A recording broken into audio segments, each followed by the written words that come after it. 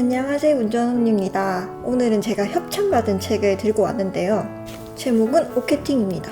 누구나 특별하지 않아도 5% 부자가 되는 법. 제가 부자가 되고 싶어서 이 책을 고른 건 아니고 여러분 다들 하고 싶은 일이 계시잖아요? 그 원하는 것을 이루기 위해선 어떻게 행동을 해야 하는지 전략을 잘 세워야 돼요. 직장인, 취준생, 그리고 사업하려 하시는 분들 다 해당되는 내용이니까 오늘 이야기를 잘 들어주시길 바래요.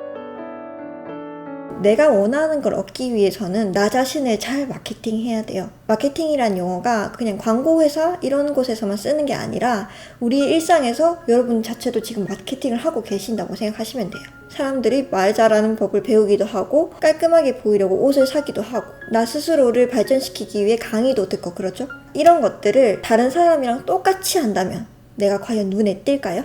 이 책의 주인공은 오케팅이라는 자신만의 방법을 이용해서 취업, 승진, 책을 내기도 하고 부자까지 된 그런 이야기를 에세이 그리고 끝에는 그 방법들을 이론적으로 차근히 설명해 놓았어요.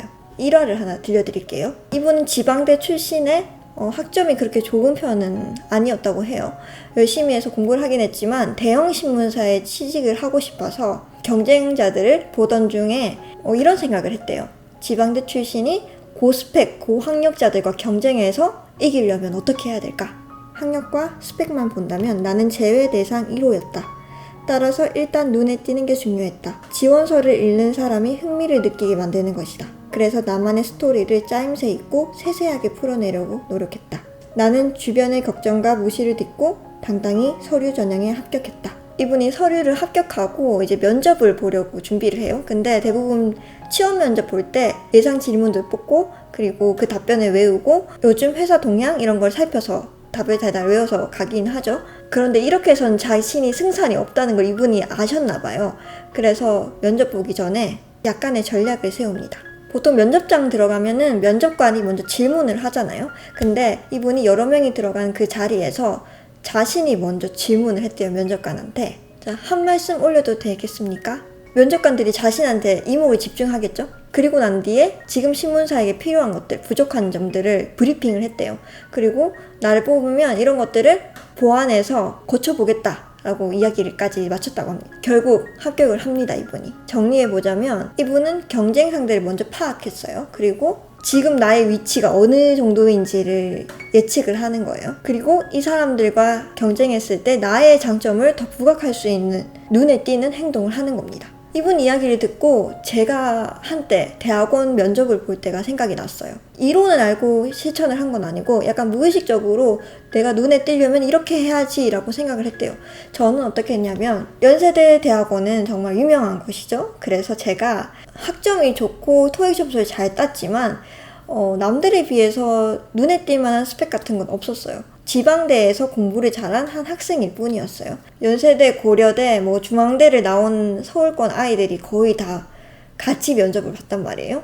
거기서 내가 눈에 띌 만한 건 뭘까? 라고 생각을 하다가 면접 질문, 답변들 이런 것들은 외워갔죠. 면접관은 3명이었고 지원자는 5명씩 면접에 들어갔거든요. 딱 보니까 다 애들이 긴장해 있어. 대답을 하면서 손을 달달달 떠는 애들도 있고 말을 굉장히 느리게 하거나 아니면 빠르게 하거나 더듬는 사람들이 굉장히 많았어요. 그리고 대부분 공통점이 면접관을 잘 쳐다보지 못해요. 약간 이렇게 사선 방향으로 이렇게 쳐다보는 거죠. 이렇게 보고 대답을 해요. 약간 다른 곳을 보고 대답을 하는 거죠. 전 그걸 보고 나는 눈을 똑바로 쳐다봐야 되겠구나. 그래서 약간 좀 부담스러울 정도로 면접관 눈을 똑바로 쳐다보면서 대답을 했어요. 그리고 저의 비장의 무기, 미소를 항상 지었죠. 면접 보는 사람들 대부분이 무표정이고 딱딱하거든요. 긴장을 해서. 근데 저는 왠지 긴장이 안 되더라고요. 어차피 내가 여기서 할 수 있는 건 눈에 띄는 사람이 되는 것 뿐이었거든요. 하는 대답은 다 비슷비슷해요. 그래서 저는 스튜디오스처럼 미소를 띠고 눈을 똑바로 쳐다보고 대답을 절절절절 했습니다. 그러니까 나중에는 면접관들이 오히려 내 눈을 피해요. 그런데 끝나고 나서 내가 무슨 생각을 했냐면 이거는 내가 최선을 다했다. 내가 눈에 띄기 위한 최선, 그리고 할 수 있는 답변 다 했다. 그 결과 합격을 했죠. 저는 그게 사실 그 덕분이라고 생각해요. 인상을 깊이 새겨주는 거죠. 마케팅은 증거와 사실에 입각한 포트폴리오가 필요하다. 그리고 그 결과를 보기 좋게 포장해서 내놓아야 한다. 또 말한 것을 반드시 지킨다는 열정, 신의, 책임감을 함께 보여주어야 한다. 취업을 할 때든 사업을 할 때든 원서를 낼 때든 이 포트폴리오가 굉장히 중요합니다, 여러분. 왜냐면 포트폴리오가 내가 이때까지 어떤 걸 해왔고 어떤 걸 열정적으로 했는지를 보여주는 지표랑 똑같은 거잖아요. 스펙이 화려하다고 중요한 게 아니라 나의 이야기를 잘 꾸미면서 시나리오를 잘 짜야 돼요. 근데 제가 취업을 했을 때 나를 뽑은 이유에 대해서 실장님이 이야기를 해줬어요. 그게 뭐냐면 쟤는 뭐든지 열심히 할 것 같다. 똑똑할 것 같다. 라는 말이었어요. 그거 하나로 뽑으셨대요. 그리고 출판사에서 제 책을 선정한 이유를 들었어요, 제가. 그게 뭐냐면 어디서 보지 못한 목차를 가지고 있어서 그렇대요. 왜냐면 요즘에 책 쓰기 학원이 굉장히 많아요. 그래서 비슷비슷한 템플릿을 가지고 사람들이 짜서 이렇게 출판사에 보내거든요. 그러면 약간 공장에서 찍어낸 듯한 느낌이 많이 나요. 빠르고 쉽지만 획일적인 거죠. 그런 거는 다 거른다고 하시더라고요. 저는 그런 걸 다닌 적이 없잖아요. 그러니까 저만의 방식으로 눈에 띌 수 있게 목차를 굉장히 재밌게 짰죠. 그랬더니 마케팅 부장님께서 제 책이 조금 더 특별한 것 같다라고 생각해서 제 책을 내주시게 된 계기라고 합니다. 제가 이 책을 읽고 느낀 점이랑 제가 실제로 겪었던 걸 다 종합해보면 결국에는 내가 다른 사람과 얼마나 특별한지를 나타내는 거예요. 여러분이 원하는 걸 얻으시려면 내가 그만큼 실력이 있고 열정이 있습니다. 그러나 그거는 누구나 갖출 수 있어요. 그 중에서도 내가 조금 더 특별한 게 뭘까? 내가 조금 더 남들보다 잘하는 게 뭘까를 끊임없이 생각해야 돼요. 약점은 감추면 돼요, 여러분. 강점은 더 드러내는 걸 추천합니다.